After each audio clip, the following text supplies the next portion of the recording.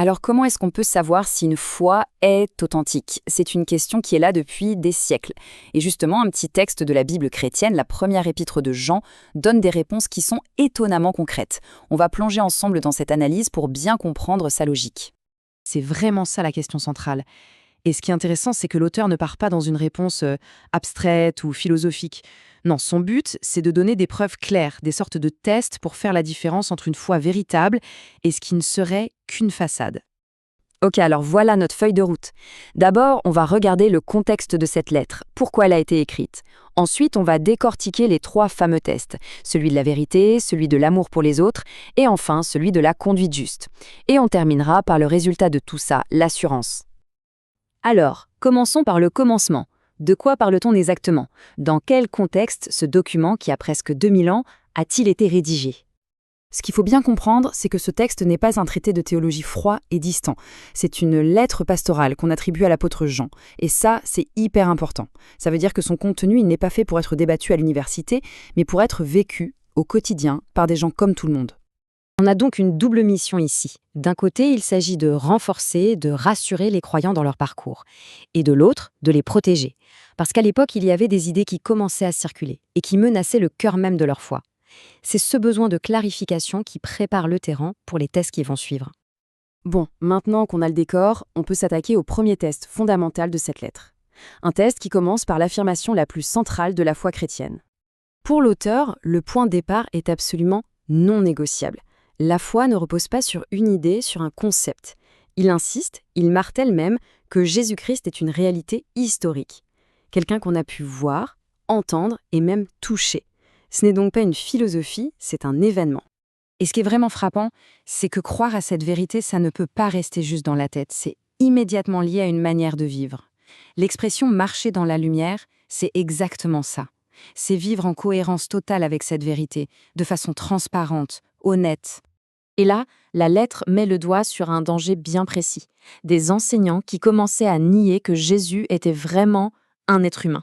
En faisant ça, il vidait la foi de toute sa substance, il la transformait en une belle idée, mais complètement déconnectée du réel. Face à ça, le conseil est simple, mais puissant. Tenez bon, restez attachés à cette vérité fondamentale. Allez, on enchaîne avec le deuxième test. Après la doctrine, ce qu'on croit, l'auteur se tourne vers les relations entre les gens. C'est l'autre pilier essentiel d'une foi authentique. Et là, attention, c'est un point absolument crucial. L'amour, ici, ce n'est pas juste une suggestion, une option sympa, non. C'est présenté comme la preuve, la marque de fabrique, si on veut.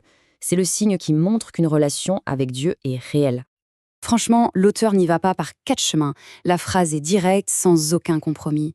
Elle crée un lien qui ne peut pas être cassé entre l'amour pour Dieu, disons, vertical, et l'amour pour les autres, horizontal. Pour lui, c'est simple. L'un ne va pas sans l'autre. Point. Du coup, l'auteur insiste sur une différence capitale. On n'est pas du tout dans les belles déclarations, les paroles. Tout ça, c'est superficiel. L'amour doit se voir, il doit se traduire par des actions concrètes, réelles. C'est un amour qui se démontre. Et nous voilà arrivés au 3e et dernier test. Après la croyance et les relations, on passe au comportement de tous les jours, au style de vie, tout simplement. Ici, la nuance est subtile, mais elle est essentielle. La question, ce n'est pas de devenir parfait, de ne plus jamais faire d'erreur. Personne n'y arrive. Non, il s'agit plutôt de regarder la direction générale de sa vie. Est-ce qu'on vit habituellement de manière égoïste ou est-ce qu'on cherche à suivre la volonté de Dieu? C'est ça la vraie question. Donc, une conduite juste, ce n'est pas seulement éviter de faire le mal. C'est aussi et surtout produire activement des choses positives. Un peu comme un arbre en bonne santé qui donne de bons fruits. Et ces fruits visibles, ce sont la justice et l'amour au quotidien. Bon, on a nos 3 tests. La vérité, l'amour et la conduite. Mais au final, à quoi ça rime tout ça? Quel est le but de ce processus? Et là, on touche vraiment au cœur du message. Attention, ces tests ne sont pas là pour faire peur, pour créer le doute ou l'anxiété. C'est tout le contraire. Leur but, c'est de construire une fondation solide, une base sur laquelle les croyants peuvent bâtir une confiance profonde, une assurance. L'auteur nous résume un peu le cheminement. Tout part de la base, la foi en l'identité de Jésus. Cette foi, à son tour, permet de développer une vraie confiance dans la prière, de savoir qu'on est écouté. Et de ces 2 choses découle le résultat, la certitude d'avoir la vie éternelle. Pour conclure, cette lettre a peut-être 2000 ans, mais elle nous laisse avec une question hyper actuelle. De ces 3 piliers qui ne peuvent pas être séparés, la vérité, l'amour et la conduite, lequel représente le plus grand défi pour nous, dans notre monde d'aujourd'hui? C'est une bonne question à méditer.